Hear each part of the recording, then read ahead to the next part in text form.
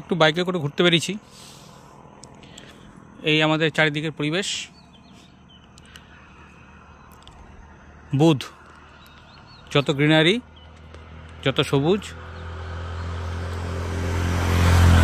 সব বুধের আওতায়। সেই জন্য প্রকৃতির মাঝে থাকলে ইউথফুলনেস তৈরি হয়, অর্থাৎ বুধ হচ্ছে তরতাজা তারুণ্যের প্রতীক। নিজেকে অ্যাক্টিভ রাখা, অ্যাক্টিভিটি,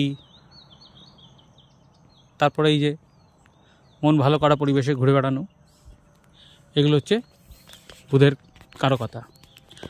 যখনই সময় পাবেন, সুযোগ পাবেন, নিরিবিলিতে প্রকৃতির মাঝে একটু ঘুরে নেবেন, বুধ আপনিই ভালো হবে।